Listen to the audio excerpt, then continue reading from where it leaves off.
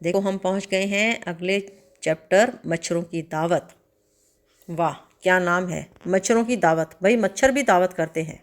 मुझे लगता है कि मच्छर ही दावत करते हैं। गर्मियों में पूरी उनके मज़े होते हैं। जो भी आए, मेहमान आए, घर के बच्चे हैं, बड़े हैं, जिसको मर्जी काट लो, है ना, उनकी मर्जी है। परेशान कर दिया मच्छरों ने। तो चलो पढ़ते हैं मच्छरों की दावत। मलेरिया की जांच।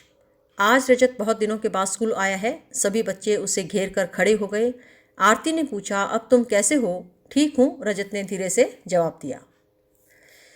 जसकीरत घर पर तो खूब खेलते होगे, रजत कुछ चिढ़कर बोला। बुखार में खेलने का दिल ही नहीं करता, ऊपर से कड़वी दवाई भी खानी पड़ी और खून टेस्ट भी करवाना पड़ा। जसकीरत ने फिर पूछा, खून टेस्ट? वह क्यों? बहुत दर्द हुआ होगा। रजत रजत नहीं, जब सुई चुभी तो लगा जैसे चींटी ने काटा हो। 2-3 बूंद खून लेकर टेस्ट करने से पता चला कि मुझे मलेरिया है। नैन्सी, मलेरिया तो मच्छर के काटने से होता है। रजत, हाँ, पर पता तो खून की जांच से ही चलता है। जसकीरत, मेरे घर में तो आजकल बहुत मच्छर हैं, पर मुझे तो मलेरिया नहीं हुआ। नैन्सी, अरे भाई, मलेरिया हर मच्छर के काटने से थोड़े ही होता है, वह तो बीमारी वाले मच्छर से ही होता है। आरती, मुझे तो सारे मच्छर एक ही जैसे लगते हैं। रजत, होते तो अलग अलग होंगे। अभी चैप्टर है मच्छरों की दावत। इसमें मलेरिया की जांच कैसे होती है ये बताया गया है कि एक बच्चा रजत जो बहुत दिनों के बाद स्कूल आया है, क्योंकि उसको मलेरिया हो गया था, वो बीमार हो गया था। तो जब वो बहुत दिनों के बाद स्कूल जाता है तो उसके फ्रेंड्स उससे पूछते हैं, जसकीरत भाई घर पर तो बहुत खूब खेलते होगे। तो वो क्या कहता है, थोड़ा चिढ़ जाता है कि बुखार में भी कोई खेलता है क्या, है ना, और ऊपर से कड़वी दवाई भी खानी पड़ती है और खून भी टेस्ट करवाना पड़ता है। तो जसकीरत पूछती है, खून टेस्ट क्यों कराना पड़ता है? ताकि पता लगे कि कौन सा बुखार है। आजकल जब किसी बच्चे को बुखार होता है या घर में बड़े को भी बुखार होता है तो सबसे पहले डॉक्टर क्या कहता है, पहले टेस्ट करा कर आओ कि कौन सा बुखार है, वायरल है, मलेरिया है, डेंगू है, चिकनगुनिया है, पता नहीं कितने तरीके के बुखार हैं। तो ये जानने के लिए कि कौन सा बुखार है तो हमें खून की जांच करवानी पड़ती है। तो जसकीरत क्या कहती है, मच्छर तो मेरे घर में भी बहुत हैं, लेकिन मुझे तो मलेरिया नहीं हुआ। तो नैन्सी कहती है, भाई सारे मच्छर मलेरिया के थोड़ी होते हैं कि कोई भी मच्छर काटेगा और मलेरिया हो जाएगा। तो आरती कहती है, मुझे तो सारे मच्छर एक ही जैसे लगते हैं। अब देखने में तो हमें भी एक ही जैसे लगते हैं, क्या फ़र्क दिखाई देता है, कोई बड़ा है कोई छोटा है। तो रजत कहता है, होते तो अलग अलग होंगे ना। अब नैन्सी ने फिर पूछा, क्या उसी जगह से खून लिया था जहाँ मच्छर ने काटा था? तो रजत कहता है, नहीं भाई, मच्छर ने कब और कहाँ काटा ये तो मुझे पता भी नहीं। नैन्सी, खून में क्या दिखा होगा, उसमें क्या होगा जिससे मलेरिया का पता चल पाया? तो जब उससे पूछा, भाई वहीं से खून लिया था क्या जहाँ पर मच्छर ने काटा था, तो हमें क्या पता होता है कि मच्छर ने कहाँ काटा था तो मलेरिया हो गया, है ना। तो ऐसा नहीं है। जो भी खून जांच के लिए लेते हैं, उंगली पे जरा सा प्रिक किया, जरा सा सुई चुभोई और वहाँ से खून निकाला। आप देखिए चित्र में दिखा रखा है ना कि कैसे उंगली पे थोड़ा सा खून लगा हुआ है और एक कांच की स्लाइड पर उसका नमूना लिया जा रहा है।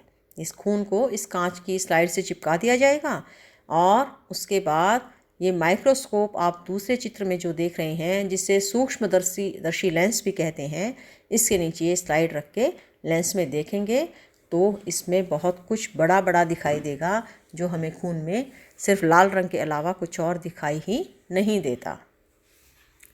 तो ऐसा खून में क्या दिखा जिससे मलेरिया का पता चल गया? पता करो, क्या तुम किसी को जानते हो जिसे कभी मलेरिया हुआ हो? कैसे पता लग पाया था कि उन्हें मलेरिया है? अब घर में भी कई बार बुखार हो जाता है, मम्मी को भी हो जाता है, भाई को भी हो जाता है, बहनों को भी हो जाता है, दादाजी को भी हो जाता है ना, पापा को, कोई भी घर में किसी को भी मलेरिया हो सकता है जब मच्छरों का मौसम होता है, जब गर्मियों में बहुत सारे मच्छर होते हैं, बारिश के दिनों में बहुत सारे मच्छर होते हैं। तो आपको अगर याद है घर में किसको मलेरिया हुआ था तो कैसे पता लगा था?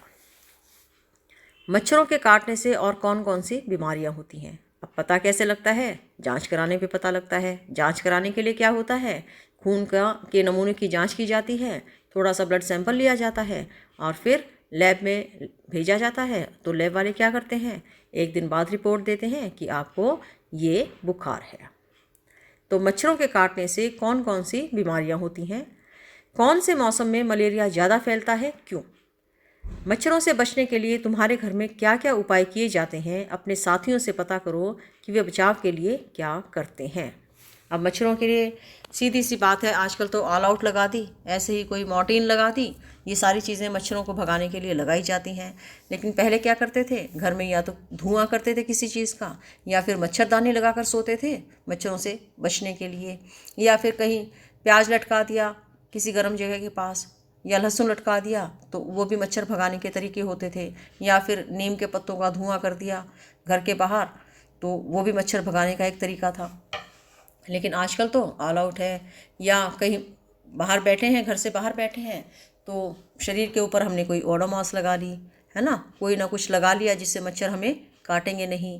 या फिर आजकल एक और बहुत ही अच्छी चिपकने वाली आ गई हैं कि आप कपड़ों पे लगा दो, तो वहाँ भी उससे भी मच्छर नहीं काटेंगे। यहाँ पर खून की जांच की रिपोर्ट दी गई है। इनमें किन शब्दों से पता चल रहा है कि मरीज को मलेरिया है। आपके सामने एक रिपोर्ट दिखाई गई है, क्लिनिकल पैथोलॉजी रिपोर्ट। तो इस रिपोर्ट में क्या लिखा है, नाम लिखा है मरीज का रजत, उसकी उम्र लिखी है 11 साल, वो स्त्री है या पुरुष है ये लिखा है मेल, और उसका डायग्नोसिस यानी कि क्या उसकी जांच में आया ये लिखा हुआ है fever with chill and riggers, यानी कि ठंड लगकर कंपकपी के साथ बुखार। जब मलेरिया होता है बुखार में तो क्या करते हैं, बहुत ज़्यादा ठंड लगती है, मलेरिया में बहुत ही ज़्यादा ठंड लगती है और कंपकपी छूटती है। आप कितने ही ऊपर कंबल डाल लीजिए, रजाई डाल लीजिए, लेकिन बहुत देर जब तक बुखार नहीं उतरता कंपकपी छूटी ही रहती है। और इसमें क्या आया, malarial parasite found in blood sample, खून में मलेरिया के जीवाणु पाए गए।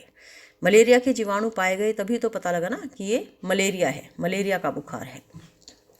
मलेरिया की दवाई, मलेरिया की दवाई बहुत पुराने समय से सिनकोना पेड़ की छाल से बनाई जाती है। पहले तो लोग छाल को उबालकर और छानकर ही इस्तेमाल करते थे, लेकिन अब छाल से दवाई बनाते हैं। तो जब ये पता लगा कि इस दवाई का ये इलाज है, इस पेड़ की छाल इसका इलाज है, तो लोग उसको पानी में उबालकर ही पीते थे। लेकिन अब तो उसकी दवाइयाँ बन गई हैं। अनीमिया क्या है? आरती, खून टेस्ट तो मेरा भी हुआ था, सिरिंज भरकर खून लिया, जांच में तो अनीमिया निकला। अब आरती कहती है खून टेस्ट तो मेरा भी हुआ है, पूरा इंजेक्शन भरकर खून निकाल लिया उन्होंने, तो जांच में मलेरिया नहीं निकला, अनीमिया निकला। रजत, वह क्या होता है? आरती, डॉक्टर ने कहा कि खून में हीमोग्लोबिन या आयरन की कमी है। डॉक्टर ने ताकत की दवाई दी, गुड़, आंवला और हरी पत्तेदार सब्जियां ज़रूर खाने के लिए कहा। यह भी बताया कि इनमें आयरन यानी लोहा होता है। तो आरती ने कहा कि जब खून की कमी हो जाती है शरीर में तो उसे अनीमिया बोलते हैं। डॉक्टर कहते हैं खून में हीमोग्लोबिन, जिसे हम HB बोलते हैं ना, HB या आयरन, तो उसकी कमी है।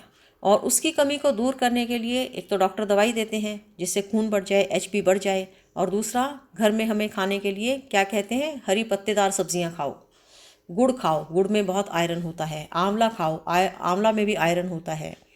तो वो चीज़ें जिनमें आयरन होता है, जैसे कि सेब है, सेब में भी बहुत आयरन होता है, ये सब चीज़ें खाएंगे तो हमारे शरीर से खून की कमी दूर हो जाएगी।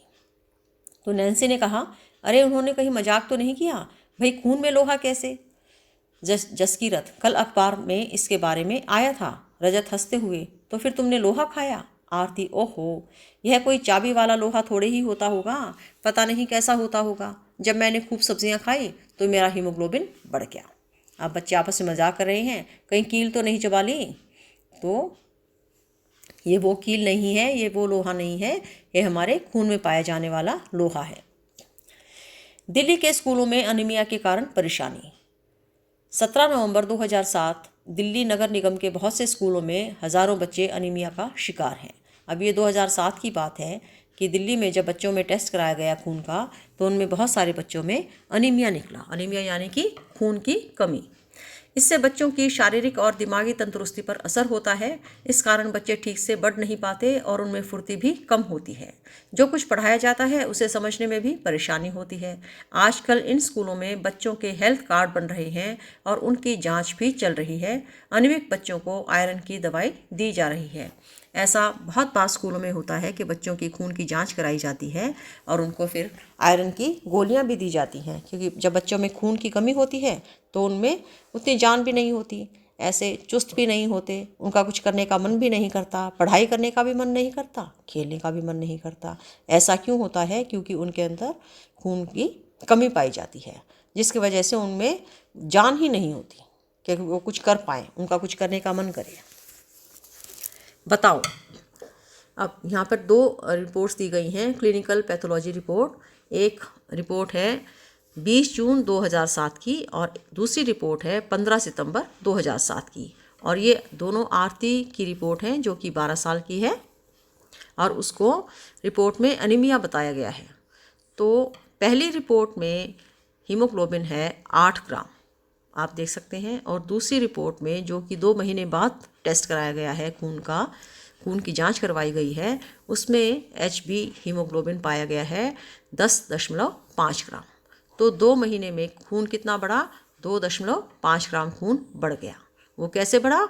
वो हरी सब्जियां खाने से बढ़ गया, डॉक्टर की दवाई देने से बढ़ गया, या सेब खाया या आंवला खाया, जो भी आयरन वाली सब्जियां हैं या फल हैं या खाने की चीज़ें हैं वो खाई तो HB बढ़ गया। आरती की रिपोर्ट के हिसाब से हीमोग्लोबिन कम से कम कितना होना चाहिए था? आप रिपोर्ट देखिए, इसमें साइड में लिखा गया है 12 से 16 ग्राम होना चाहिए एक बच्चे में, एक लड़की में खून की मात्रा। लेकिन आरती में पहले 8 थी और 2 महीने दवाई खाने के बाद खून की मात्रा बढ़ी 2.5 ग्राम। आरती का हीमोग्लोबिन कितने दिनों में कितना बढ़ पाया, ये मैंने भी आपको बताया। अखबार की रिपोर्ट में अनीमिया से होने वाली परेशानी के बारे में क्या लिखा है? अनीमिया से क्या परेशानी हो सकती है? बच्चों का विकास ठीक से नहीं होता, वो ठीक से बढ़ नहीं पाते, उनमें तंदुरुस्ती नहीं होती, चुस्ती स्फूर्ति नहीं होती, कुछ करने का मन नहीं करता। क्या तुम्हें या तुम्हारे घर में किसी को खून टेस्ट की ज़रूरत पड़ी? कब और क्यों? तो आपने कभी ध्यान दिया है कि घर में किसी ने कभी ब्लड टेस्ट कराया हो और क्यों कराया है, ये आपने पूछना है। अगर आपको याद है तो आप पूछिए अपने मम्मी पापा से जाके कि घर में किसका ब्लड टेस्ट कब और क्यों करवाया गया था। खून टेस्ट से क्या पता चला, फिर आप पूछिए कि टेस्ट करवाया था तो उसमें क्या आया। क्या तुम्हारे स्कूल में कभी हेल्थ जांच, स्वास्थ्य की जांच हुई है? डॉक्टर ने तुम्हें क्या बताया? क्या आपके स्कूल में भी कभी स्वास्थ्य जांच हुई है? क्योंकि कई बार स्कूलों में भी जांच होती है, कई बार आंखों की जांच होती है, कई बार खून की जांच होती है, कई बार विटामिन खिलाए जाते हैं, आयरन खिला दिया जाता है। तो ऐसे जांच स्कूल में होती रहती है। पता करो, किसी डॉक्टर से या अपने बड़ों से पता करो कि खाने की किन चीज़ों में लोहा होता है। तो मम्मी जब आपको कुछ खाने के लिए देती है कि हरा साग खाओ, पालक खाओ, है ना, सेब खाओ, बादाम खाओ, तो बच्चे क्या करते हैं? मुझे नहीं खानी हरी सब्जी, मुझे नहीं खाना हरा साग, मुझे नहीं खानी घिया या कोई भी हरी सब्जियां, मुझे तो जंक फूड खाना है। जंक फूड सबको बहुत अच्छा लगता है, बर्गर खाने हैं, पिज़्ज़ा खाना है, जबकि वो हमारी सेहत को बहुत ज़्यादा नुकसान पहुंचाते हैं, क्योंकि वो मैदे से बनते हैं। और मैदा क्या करता है? हमारी आँत में जाकर चिपक जाता है और वो फिर वो हजम नहीं कर पाती आँत, तो वो चिपका रहता है और फिर होती है कब्ज़ और फिर होती हैं बीमारियाँ। तो हमें स्वस्थ रहने के लिए हरी सब्जियाँ ज़रूर खानी चाहिए। मच्छर के बच्चे, जसकीरत, मलेरिया के बारे में एक पोस्टर तो हमारी क्लास के बाहर ही लगा है। सभी झटपट पोस्टर देखने पहुंच गए। अब जब जसकीरत ने बताया कि एक पोस्टर तो क्लास के बाहर ही लगा हुआ है, तो सारे बच्चे भागे उस पोस्टर को देखने के लिए। तो ये पोस्टर में क्या दिखाया गया है? पानी की टंकी है, ये AC या कूलर दिखाया गया है, नल दिखाया गया है और गमले पौधे दिखाए गए हैं। क्या आप मच्छरों को दावत दे रहे हैं? सावधान, मलेरिया, डेंगू, चिकनगुनिया हो सकता है। आसपास पानी इकट्ठा जमा ना होने दें, गड्ढों को भर कर रखें। अगर आपके आसपास कहीं सड़क पर या गलियों में गड्ढे हैं या किसी और वजह से कहीं पर पानी इकट्ठा है, तो इसको इकट्ठा ना होने दें और उन गड्ढों को भर दें, क्योंकि ये जितने भी मच्छर हैं मलेरिया, डेंगू, चिकनगुनिया के, ये पानी में ही होते हैं। पानी के बर्तन, टंकी, कूलर को साफ रखें, हर हफ्ते सुखाएं। अब घर में हम पानी कहाँ हो सकता है? जैसे कूलर भरते हैं तो वहाँ पर पानी होता है, उस पानी में हो सकते हैं। अपनी टंकी है, पानी की टंकी, उसको साफ़ करना पड़ता है, उसमें भी मच्छर हो सकते हैं। और इनको साफ़ करके, हर हफ्ते साफ़ करके इनको सुखाना चाहिए ताकि इनमें मच्छर पैदा ना हो। मच्छरदानी का इस्तेमाल करें और जब हम सोते हैं तो आसपास मच्छरदानी लगाकर फिर सोना चाहिए ताकि मच्छर हमें ना काट पाएँ, अंदर ना आ पाएँ। गड्ढों में भरे पानी में मिट्टी का तेल छिड़कें। मिट्टी का तेल क्यों छिड़कें? ताकि ये मच्छर मर जाएं। रजत, देखो इस पोस्टर में लार्वे के बारे में क्या लिखा है, वे क्या होते हैं। अब आपको एक चित्र दिखाया गया है जिसके नीचे लिखा गया है मच्छर के लार्वे, और एक ग्लास में कुछ आपको तैरता हुआ नज़र आ रहा है।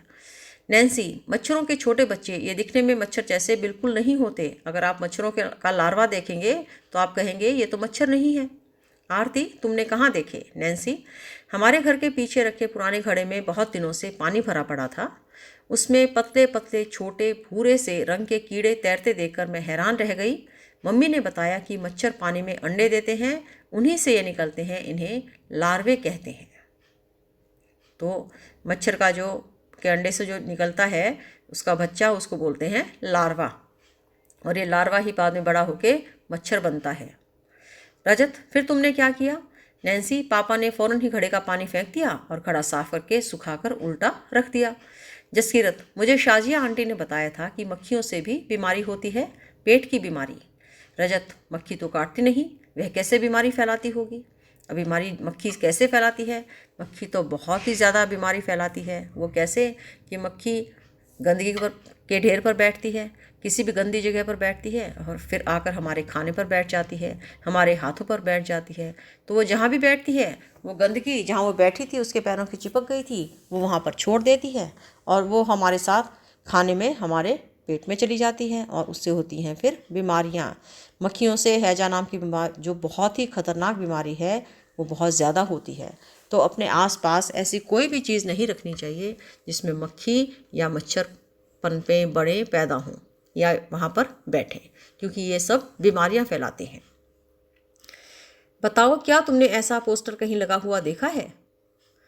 अब एक पोस्टर और दिखाया गया है। इसमें जब सूक्ष्मदर्शी लेंस से हैंड लेंस जिसमें हम बारीक चीज़ें भी बड़ी करके देख सकते हैं उससे देखे गए तो ये लार्वे इस प्रकार से दिखाई दे रहे हैं।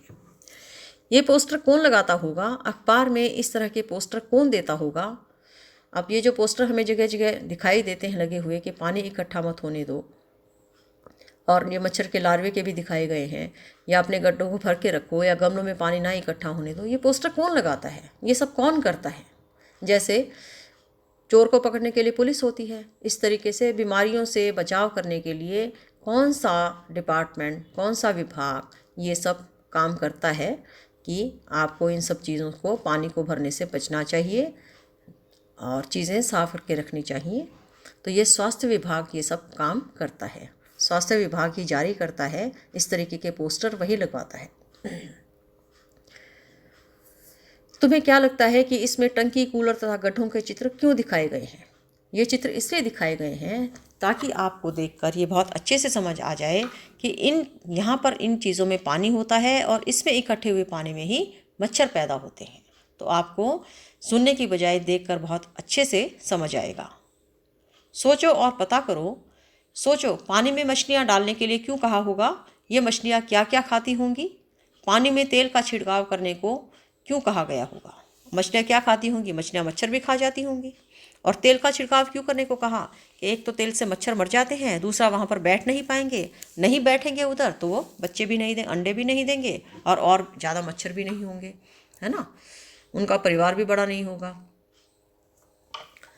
पता करो मक्खी से कौन कौन सी बीमारियां फैलती हैं और कैसे। अभी मैंने आपको बताया कि पेट की जो बीमारी है, हैजा जैसे बहुत ही खतरनाक बीमारी है, वो मक्खी से ही फैलती है। खोज खबर। कक्षा के सभी बच्चे 2 या 3 समूहों में बंट जाएं। समूहों को आपस में यह तय कर लेना होगा कि स्कूल और आसपास के इलाके में कौन सी जगह का निरीक्षण करना कौन करेगा। अब आपने क्या करना है, बच्चों ने टीम बना लेनी है अपनी, ठीक है। अब 2-3 बच्चे टीम बनाएंगे, 2-3 बच्चों की टीम बनेगी, 10 टीम बना लीजिए, 5 टीम बना लीजिए, ज़्यादा बच्चों की। आपने क्या करना है, हर टीम ने अलग अलग जगह जाकर देखना है अपने स्कूल में और स्कूल के आसपास की जगह में कि कहीं पानी तो इकट्ठा नहीं हो रहा, और वो पानी कैसे इकट्ठा हो सकता है? स्कूल में या स्कूल के आसपास इन जगहों को देखो। क्या इन जगहों पर कहीं पानी इकट्ठा है या नालियाँ बंद हैं? अगर हाँ तो सही का निशान लगाओ। तो आपने किस जगह पर देखना है? गमले, कूलर, टंकी, स्कूल का मैदान, गड्ढे, नालियाँ या कोई और जगह जहाँ पर आपको पानी इकट्ठा दिखाई दे रहा है। यहाँ कितने दिनों से पानी इकट्ठा है? इन जगहों की सफाई की जिम्मेदारी किसकी है? पानी में क्या क्या नज़र आ रहा है? इन गड्ढों और नालियों की मरम्मत करवाने की जिम्मेदारी किसकी है? क्या इनमें से किसी जगह पर इकट्ठे हुए पानी में लार्वे भी दिखे? इन जगहों पर पानी इकट्ठा होने से क्या क्या परेशानियां हो रही हैं, लिखो। तो ये सब जो टीम आपने बनाई है उसने यही काम करना है, देखना है कि कहाँ पर पानी इकट्ठा हुआ है और इस पानी में किसी ने लार्वे भी देखे हैं, और ये जो अगर गड्ढे हैं या नालियाँ हैं तो उनकी मरम्मत कौन करवाएगा, ये किसकी जिम्मेदारी है, और यहाँ पर पानी इकट्ठा होने से लोगों को क्या क्या परेशानियाँ हो रही हैं उसके बारे में भी आपने लिखना है। पोस्टर बनाओ, जिम्मेदारी याद दिलाओ। अपने समूह में कूलर, टंकी, नालियों जैसी जगह जहाँ पानी इकट्ठा होता है साफ रखने के लिए पोस्टर बनाओ। स्कूल और घर के आसपास ही है पोस्टर लगाओ। तो आपने क्या करना है, ऐसे पोस्टर बनाने हैं जिसमें आपने ये संदेश देना है कि घर के आसपास पानी इकट्ठा ना होने दें और साफ सफाई रखें। पता करो तुम्हारे स्कूल के आसपास की सफाई करवाने की जिम्मेदारी किसकी है। यह भी पता करो कि चिट्ठी किसके नाम लिखनी है, यह कौन से दफ्तर में जाएगी। अपनी कक्षा की तरफ से उन्हें अपने इलाके की सफाई के बारे में जानकारी देते हुए एक पत्र लिखो। जहाँ पर भी आपका स्कूल है, वो गांव में है या शहर में है, तो उसकी जिम्मेदारी गांव की पंचायत की है, तो आपने सरपंच के नाम चिट्ठी लिखनी है, या नगर निगम की है तो आपने वहाँ पर चिट्ठी लिखनी है। तो आपने ये पता करना है कि कौन सी जगह है और किस दफ्तर में ये चिट्ठी जाएगी। तो अपने इलाके की सफाई के बारे में आपने जानकारी देनी है कि यहाँ पर गड्ढे हैं या यहाँ पर पानी का भराव होता है, तो इसको साफ़ किया जाए और इन गड्ढों को भरवाया जाए, या नालियाँ टूटी पड़ी हैं तो उनकी मरम्मत कराई जाए, या और कहीं पानी इकट्ठा होता है तो उस पानी को साफ़ करवाया जाए। तो ये सब जानकारियाँ आपने देनी है और आसपास बचाव रखना है। आपने भी खुद सफाई रखनी है, साफ़ सफाई रखनी है। साफ़ रहने से, अपने हाथों को धोने से और साफ़ कपड़े पहनने से, हाथ धोकर खाना खाने से हम बहुत सारी बीमारियों से बचे रह सकते हैं। तो ये था हमारा पाठ, मच्छरों की दावत।